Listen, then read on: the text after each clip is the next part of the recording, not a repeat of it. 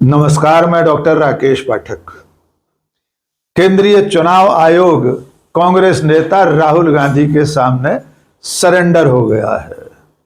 आयोग और उसके मुखिया सिर्फ 48 घंटे में अपने सुर बदलते हुए देखे गए हैं। अब हालत ये हो गई है कि चुनाव आयोग राहुल गांधी के ट्वीट पर, उनके वीडियो पर रीट्वीट करते हुए कृपया, अनुरोध, कृपा करें जैसे शब्दों का इस्तेमाल कर रहा है।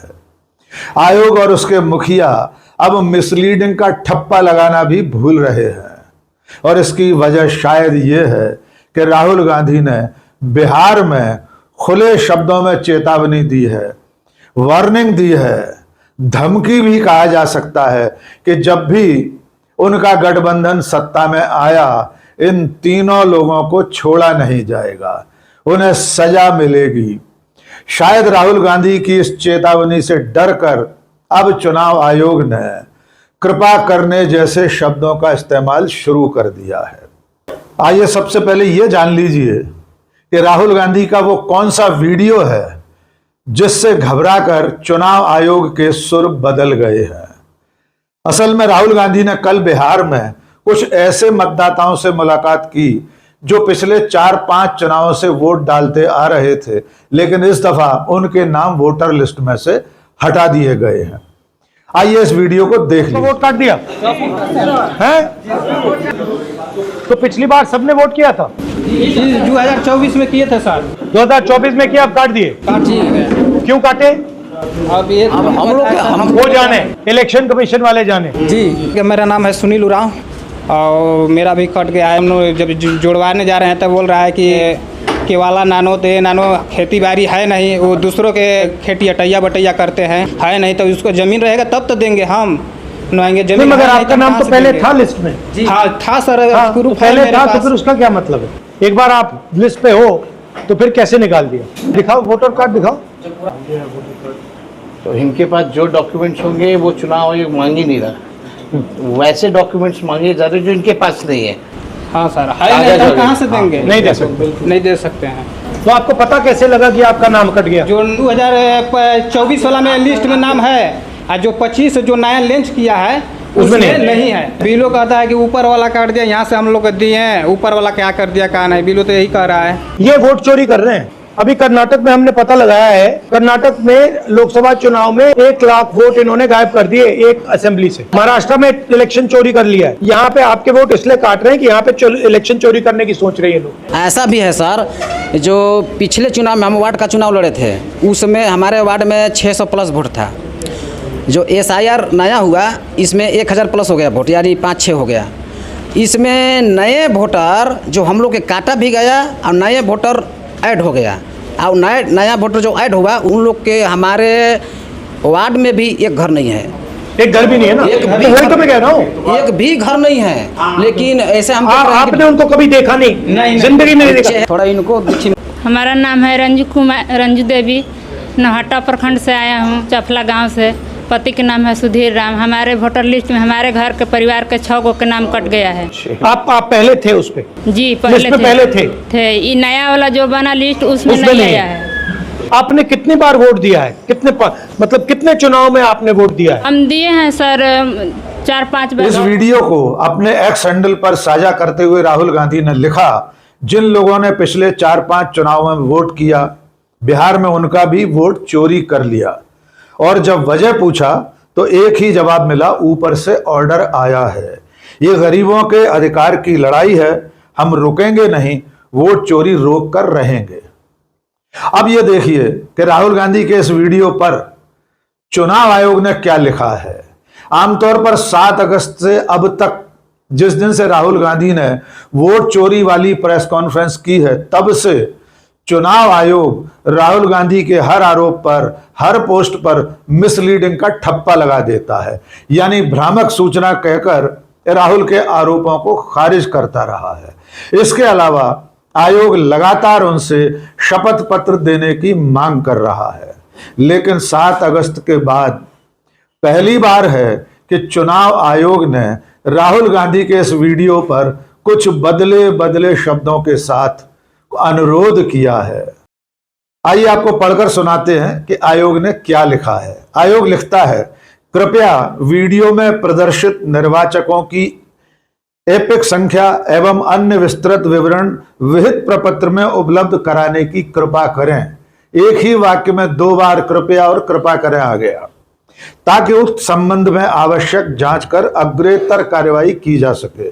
साथ ही अनुरोध है कि संबंधित निर्वाचकों का सहयोग करते हुए उनकी दावा आपत्ति अवधि में प्रविष्टियां दर्ज कराने में सहायता की जाए। दावा आपत्ति दर्ज कराने की अंतिम तिथि 1 सितंबर 2025 है।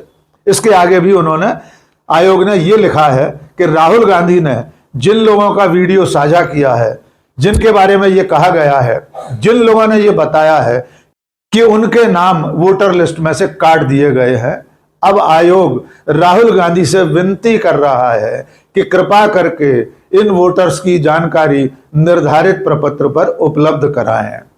इस दफा आयोग ने एक बार भी धमकी भरा कोई शब्द इस्तेमाल नहीं किया, न राहुल गांधी से शपथ पत्र मांगा। यह बदलाव इसलिए हुआ है कि राहुल गांधी ने बिहार की अपनी इस वोटर अधिकार यात्रा में चुनाव आयोग को सीधी सीधी धमकी दे दी है। आइए राहुल गांधी की जुबानी ही सुनते हैं वे क्या कह रहे हैं। जब मैं कुछ कहता हूं, मैं करके दिखाता हूं। देखा है आपने? आपने देखा है कि मैं झूठ नहीं बोलता हूं स्टेज से, देखा है आपने? अब आप अच्छी तरह सुनिए। और ये जो इलेक्शन कमीशन बैठे हैं, इलेक्शन कमिश्नर बैठे हैं, इन तीनों से मैं कह रहा हूं, आप एक बात समझ लो, एक दिन ऐसा आएगा जब यहां पे बिहार में और दिल्ली में इंडिया गठबंधन की सरकार होगी, फिर हम आप तीनों को देखेंगे, कार्रवाई आपके खिलाफ करेंगे। आपने सुना कि राहुल गांधी कह रहे हैं कि भले ही आज नरेंद्र मोदी सत्ता में है, लेकिन कल बदलाव होगा। बिहार या देश में जब हमारी सरकार होगी, तब आप तीनों को बख्शा नहीं जाएगा, आपको सजा मिलेगी ही।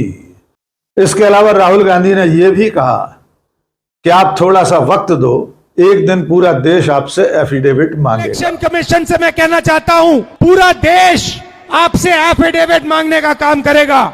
थोड़ा सा समय दे दो।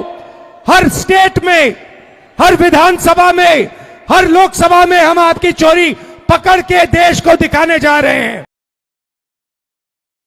यानी आयोग के तीनों आयुक्तों को राहुल गांधी ने साफ कह दिया है कि थोड़ा सा समय और लगेगा, थोड़ा सा वक्त दो, एक दिन ये पूरा देश आपसे एफिडेविट मांगेगा। अब आपको एक बार फिर से 48 घंटे पहले यानी रविवार को जो प्रेस कॉन्फ्रेंस आयोजित हुई थी, उसमें चुनाव आयोग के और आयुक्त के तेवर भी दिखा देते हैं।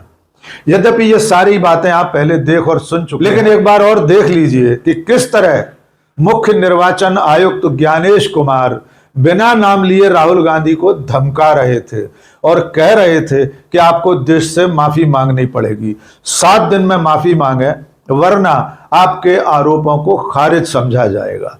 आइए एक बार सुन लीजिए। सबसे बड़ी मतदाता सूची हमारे पास है, लगभग 90 करोड़ से 100 करोड़ के बीच में।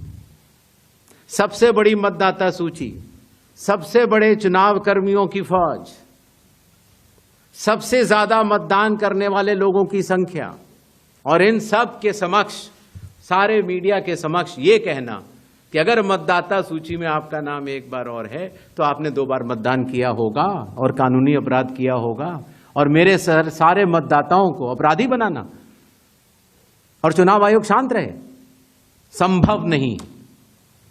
हलफनामा देना होगा या देश से माफी मांगनी होगी, तीसरा विकल्प नहीं है। आपके माध्यम से मैं यह भी कहना चाहता हूं, अगर 7 दिन में हलफनामा नहीं मिला तो इसका अर्थ ये सारे आरोप निराधार हैं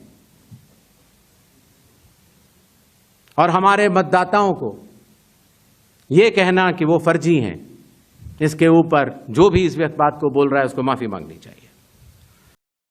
चुनाव आयोग की इस प्रेस कॉन्फ्रेंस के बाद राहुल गांधी ने बिहार की अपनी सभाओं में जो तेवर दिखाए हैं, जिस तरह उन्होंने सीधी सीधी चेतावनी दी है, उससे चुनाव आयोग की घिघी बंध गई है।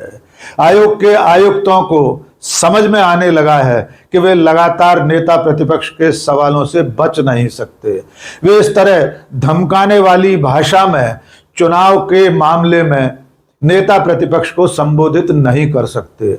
और इसके साथ साथ पिछली 17 तारीख से यानी 17 अगस्त से, जिस दिन से राहुल गांधी ने बिहार में वोटर अधिकार यात्रा शुरू की है, उसमें उमड़ती हुई भीड़ ने भी चुनाव आयोग को और सरकार को चिंता में डाल दिया है।